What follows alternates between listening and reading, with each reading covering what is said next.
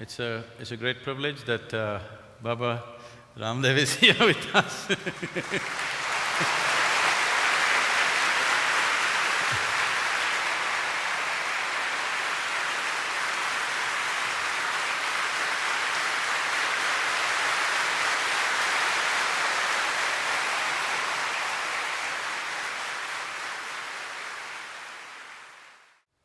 In many ways, it's a very simple and wonderful revolution that he has set forth through his very simple yoga programs for common people, that it is reaching out in such large numbers, that it's his vision to make yoga, as it's our vision too, that we have worked in a certain part of the country, but now he's working across the world, to make yoga a part of everybody's life in the world.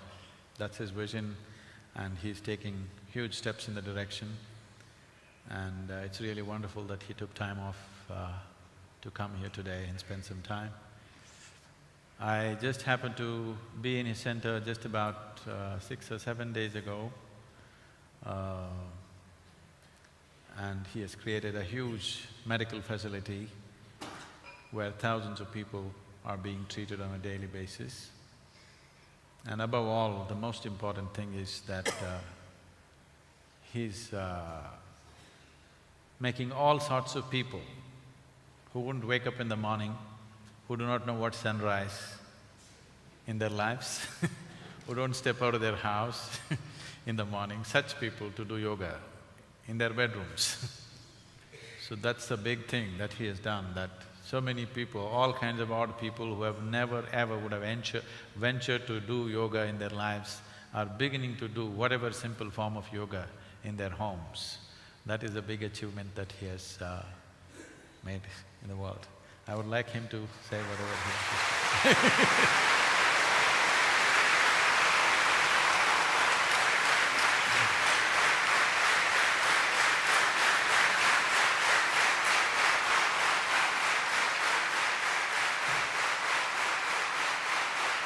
Thank you.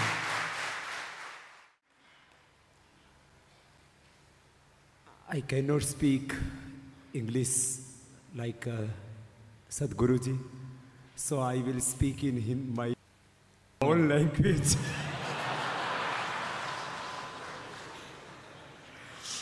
I understand English. I can speak a broken English, but I never speak in India, mostly in English, because I love my mother tongue, my mother language, my motherland. And जब मैं छोटा बच्चा था ना, तब से ही मैं हमारे गुरुजी इंटरनेशनल हैं, हम देसी आदमी।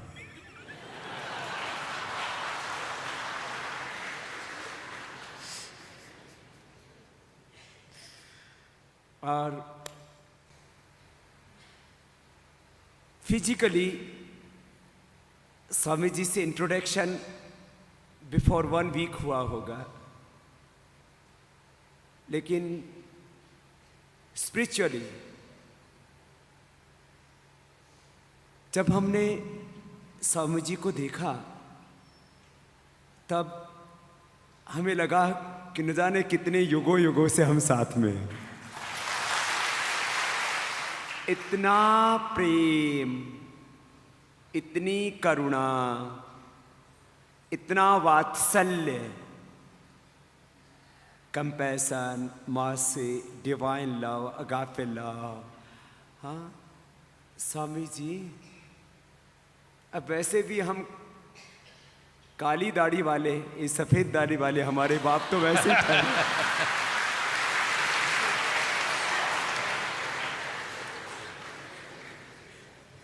तो हमारे तो पिता तुल्य हैं, गुरु तुल्य हैं, और इनके सामने हम कुछ भी बोले तो सब माफ है। बहुत प्रेम स्वामी जी का, सदगुरु जी का। आज हम बहुत जल्दी आना चाहते थे, बहुत लेट हो गए। मैं 5 बजे से चल रहा हूँ मॉर्निंग में। यहाँ पहुँचे, हमने सोचा यहाँ बहुत डांटेंगे महाराज, लेकिन आप सबने इतना प्रेम दिया। मैं पहली बार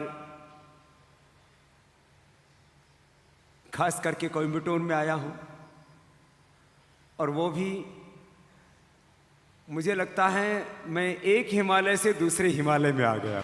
हम तो सोचते थे कि शिवजी महाराज हमारे हैं, हिमालय के हैं, यहाँ के देखा शिवजी महाराज तो आपके हैं। हर एक के भीतर, उसके अंतर मन में, उसके बॉडी में, उसके ब्रेन में, उसके माइंड में, उसकी सॉल में, उसके एक एक रोम रोम में शिवत्व व्याप्त है। शिवोहम शिवोहम, ये पवित्रता इतनी भरी हुई है आप में। ये ईशा फाउंडेशन सच में भगवान शिव का धाम बन गया है।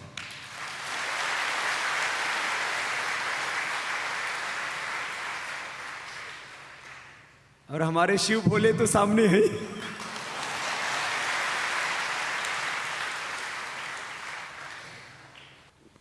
अब योगियों को क्या योग सिखाएं?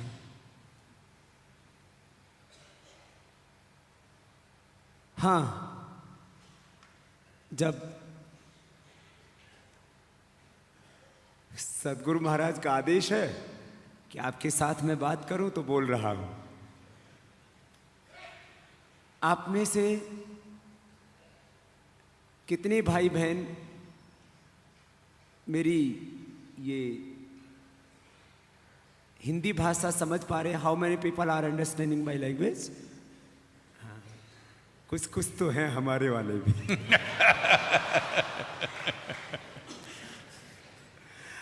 गुरुजी सब समझते हैं, वो अकेले में बोलते भी है। हम तो हाथ नहीं उठा।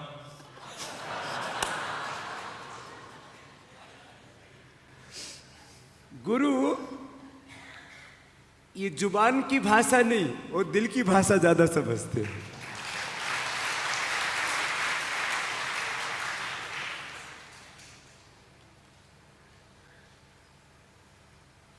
और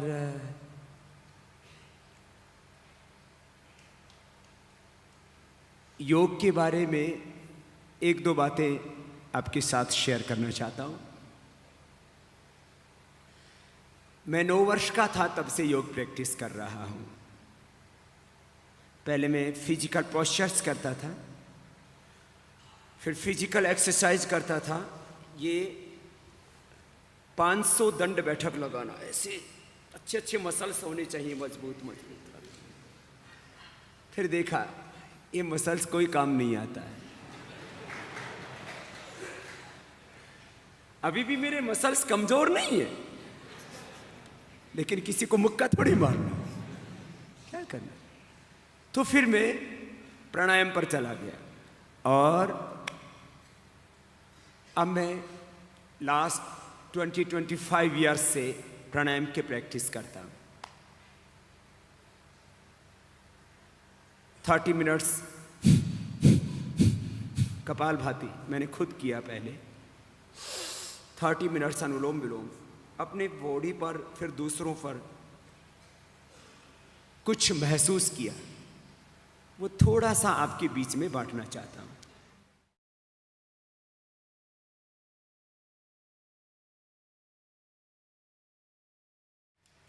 सबसे पहले मैं थोड़ा सा कपालभाति के बारे में बात करना चाहता हूं। ये एक टाइप का ऐसा एक्सरसाइज होता है जिसमें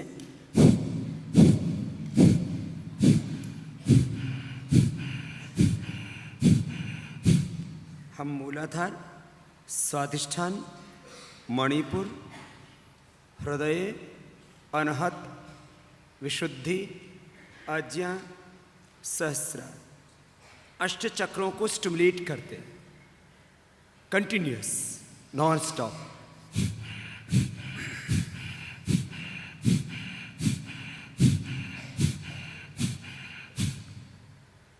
तो यदि मैं इसको आध्यात्मिक दृष्टि से बोलूं तो ये शक्तियों का रूपांतरण है, ट्रांसफॉर्मेशन है हमारी सुप्त शक्तियों का।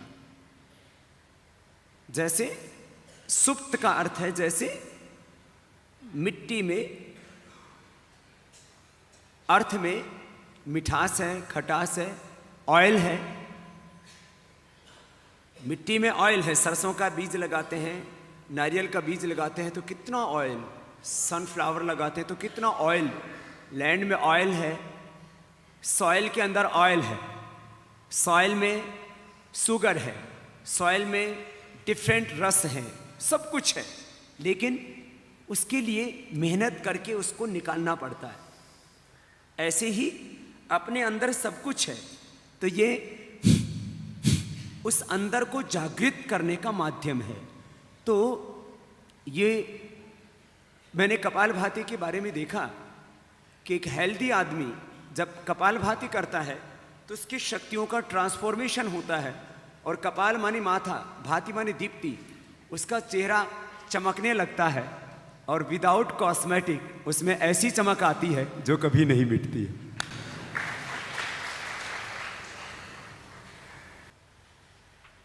तो मुझे लगता है बाहर और भीतर की खूबसूरती तो सबको चाहिए। इसको मैंने प्रैक्टिस किया। ओबेसिटी में बहुत इफेक्टिव है। वन स्टोव, एक स्टोव 1 ग्राम तक वेट कम कर देता है। थोड़ा सा आहार पर कंट्रोल करें तो one stove can reduce 1 gram weight. Obesity, cholesterol, lipid profile, liver profile, kidney profile, total biochemical imbalances, physical imbalances, emotional, mental imbalances, hormonal imbalances. This Kapalabhati regulates total biochemistry in the body, total physical imbalances, emotional, मैंने कहा ना सारा असंतुलन एक प्राणायाम। और इसके ऊपर हमने मेडिकली रिसर्च किया, खाली विश्वास की बात नहीं, यह स्पिरिचुअल सच भी है, आध्यात्मिक सच भी और वैज्ञानिक सच भी, बहुत इफेक्टिव है। और मैं तो ऐसा मानता हूं कि इस योग के साथ, प्राणायाम के साथ यदि भक्ति जुड़ जाती है, फिर तो इसके जो बेनिफिट्स हैं उसको हम काउंट नहीं कर सकते। इतना जबरदस्त बेनिफिट हो। इतनी बात तो मैं कपालभाति के बारे में करता हूँ अभी। बाकी रोज आप में से बहुत से सुनते होंगे मुझे इससे इनफर्टिलिटी, इससे नेफ्रोपैथी, इससे डाइजेस्टिव सिस्टम की डिसऑर्डर्स, इससे पाइल्स फिशर फिस्टुला, इस कपालभाति से पेनक्रियाज के सेल्स डिजनरेट हुए, रीजनरेट होते हैं, टोटल बॉडी के सेल्स रीजनरेट होते हैं। Bone cells, blood cells, pancreatic cells, kidney cells, thyroid के सेल्स, ब्रेन सेल्स, सब रीजनरेट होने लगते हैं। ये एक बड़ी घटना है। ये तो थोड़ी सी बात मैंने कपालभाति के बारे में की। अब मैं 2-3 मिनट की बात खाली ऑक्सीजन के बारे में करना चाहता हूँ। और सब बातों में बड़ी बात तो ये है कि योग के क्षेत्र में जब आप अध्यात्म की ओर अपने चरण, अपने कदम अध्यात्म के पथ पर आगे बढ़ाते हैं, यदि वहां कोई सद्गुरु मिल जाए तो फिर अपने आप ही धन्य हो जाते, ज्यादा सीखने की जरूरत नहीं रहती।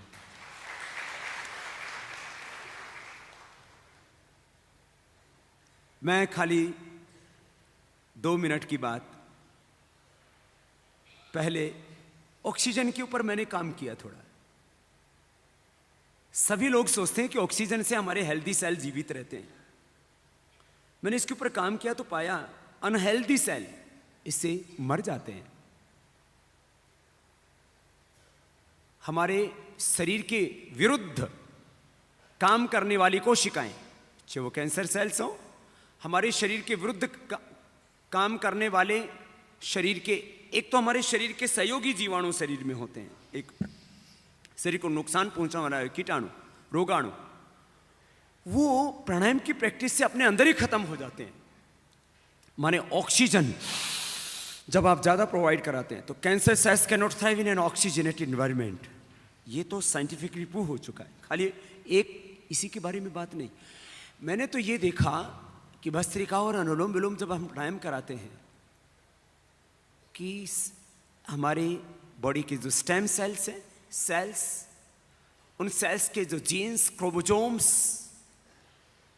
और उस सेल का जो न्यूक्लियस, टोटल जो सेल का स्ट्रक्चर आउटर और इनसाइड, बाहर भीतर का जो स्ट्रक्चर है वो एकदम हेल्थी हो जाता है। बड़ा अद्भुत है, बहुत अद्भुत है।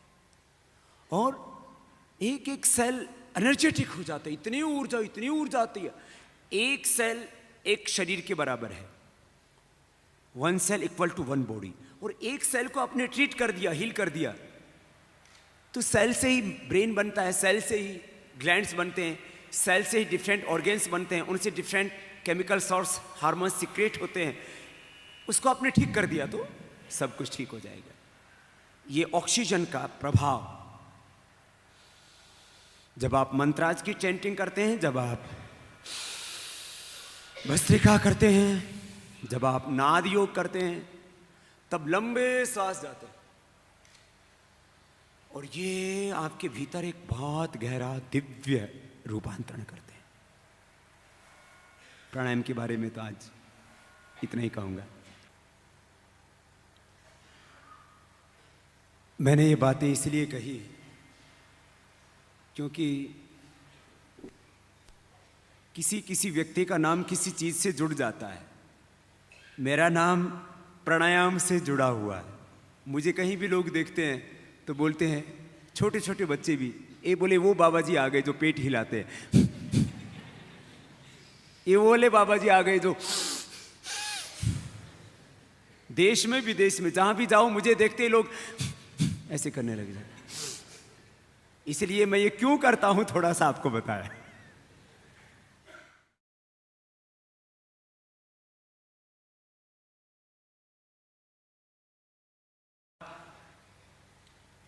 बात प्राणायाम की नहीं थी। यहां तो मैं पूज्य महाराज श्री के दर्शन करने और उनसे आशीर्वाद लेने आया था। यहां मैंने पाया कि यहां तो महाराज जी के अनेक रूप बैठे हुए हैं, सबके दर्शन एक साथ हो गए। मुझे लगता है जब हमारी जिंदगी में किसी पवित्र आत्मा का मिलन होता है, उसका कोई समय सुनिश्चित नहीं होता है।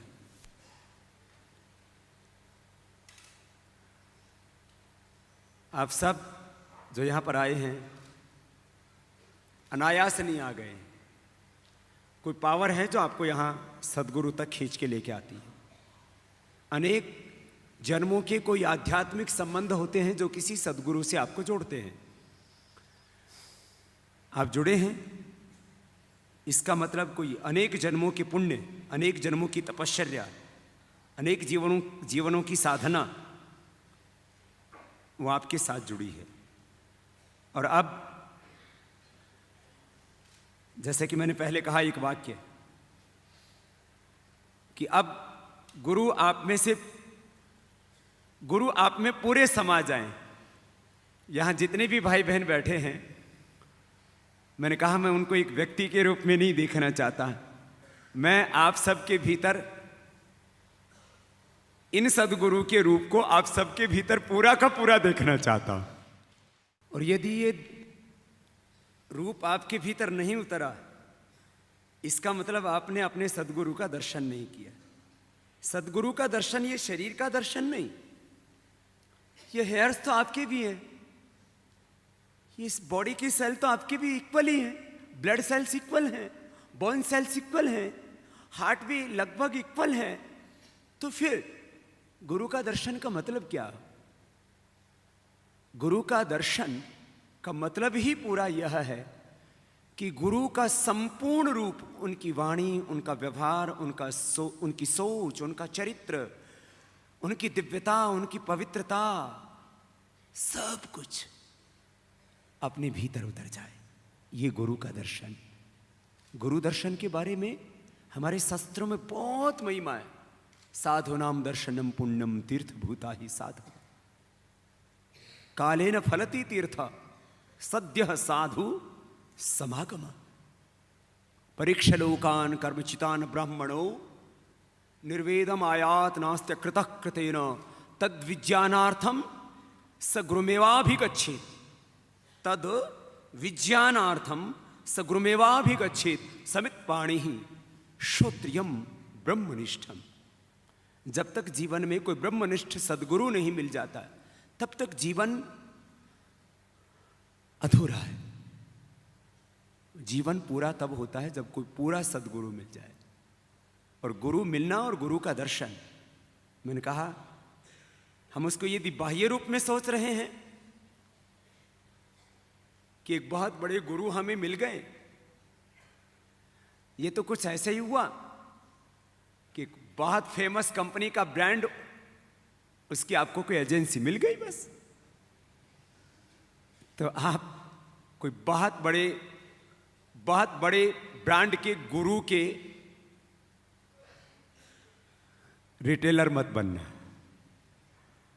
होलसेलर भी मत बनना, आप खुद गुरु बनना, गुरु का रूप अपने अंदर उतारना, तब सच्चे अर्थों में गुरु का दर्शन होगा। अब इससे आगे तो कुछ कहना मेरे पास रहा ही नहीं। इतना हम सब में आ जाए बात है। तो चलो आज बहुत पुण्य आत्माओं का यहाँ तो रोज मिलन होता ही है। आप सबसे मिलके मुझे ऐसा लगता है मैं भगवान के साकार रूप को सबसे ज़्यादा पवित्र, यूँ तो हर एक रूप भगवान का है, लेकिन उस भगवान का पवित्रतम स्वरूप इंसान में दिखता है। आप सब में आकर के उस भगवत्ता को पा करके, देख करके, महसूस करके मैं बहुत आनंदित हूँ। और मैं समझता हूँ कि यह आज का मिलन प्रथम और अंतिम मिलन नहीं है, यह तो मिलन की शुरुआत है।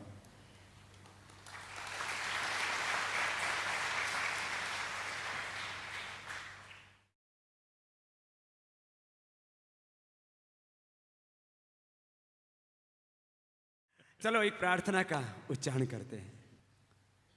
तुम करो प्रभु से प्यार अमृत बरसेगा, तुम करो प्रभु से प्यार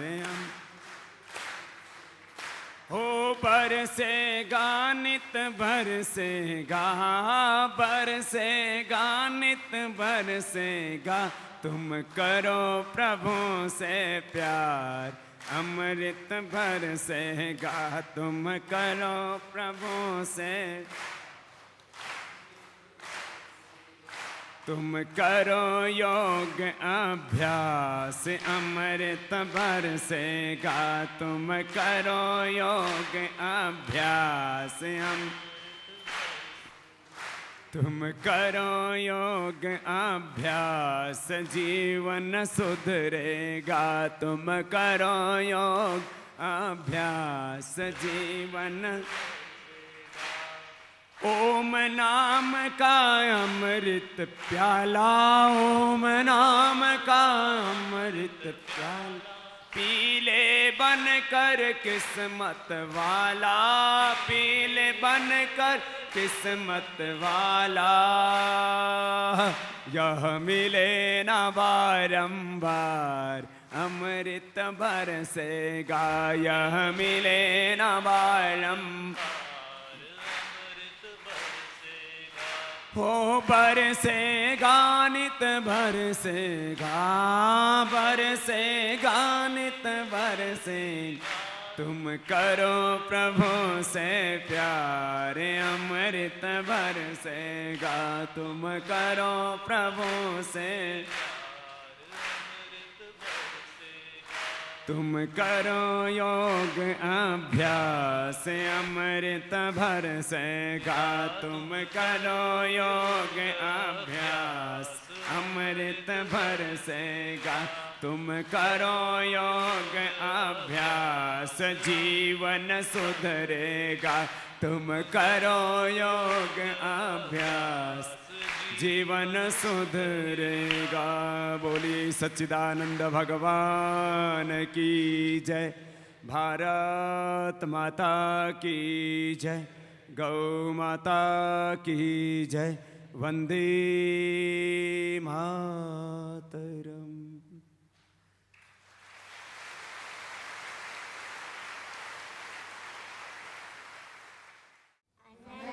संसार समुद्रतार नौकायिकाभ्यां गुरुभक्तिकाभ्यां वैराग्य साम्राज्य दत्पूजनाभ्यां नमो नमः श्री गुरुपादुकाभ्यां कवित्ववारा शिलिशाकराभ्यां दौर्भाग्यदावाम्बुधमालिकाभ्यां दूरीकृतानं रविपतिताभ्यां नमो नमः श्री गुरुपादुकाभ्यां नताययो श्रीपतितां समीयो कदाचिदभ्यासु दरेद्रवर्या मूकाश्च वाचस्पतितामृताभ्यां नमो नमः श्री गुरुपादुकाभ्यां नालीकनिकाशपदावृताभ्यां नानाविमोहादिनिवारिकाभ्यां नमाजनाभीष्टगतिप्रदाभ्यां नमो नमः श्री गुरुपादुकाभ्यां कृपालिमौली व्रजरत्नकान्ति सरिद्विराज शशकन्यकाभ्यां नृपध्वदाभ्यां नतलोकपङ्क्तेः नमो नमः Shri There was a very divine experience with the Swamiji. ऐसी कल्पना तो नहीं की थी यहाँ आने से पहले, और जैसा कि मैंने कल ही कहा था, मुझे भारत पर और भारत के हिमालय पर और उसकी गंगा पर बहुत गर्व होता था कि मैं वहाँ रहता हूँ, और सच में वो गर्व भी है हमारा। तो एक हिमालय जहाँ भगवान शिव का साम्राज्य था, उनकी आध्यात्मिक सत्ता वहाँ से दूर तक फैली, और यहाँ उन्होंने तप किया आकर के। तो ऐसा लगा कि मैं दो हिमालयों के बीच में आ गया हूँ, और यहाँ जो शिव की भक्ति के साथ साथ जो शिवत्व है हमारे साधकों में, यहाँ के वातावरण में, यहाँ के कण कण में, वो शिवत्व बहुत ही आनंद देने वाला, प्रेम देने वाला, वो करुणा से भरा हुआ। और पूज्य श्रद्धेय वंदनीय सद्गुरुदेव स्वामी जी का कृपापूर्ण जो संस्पर्श है, उससे अंतर्मन बहुत आनंदित है, और एक बहुत गहरी आध्यात्मिक शांति यहाँ प्रतिपल महसूस की जा सकती है।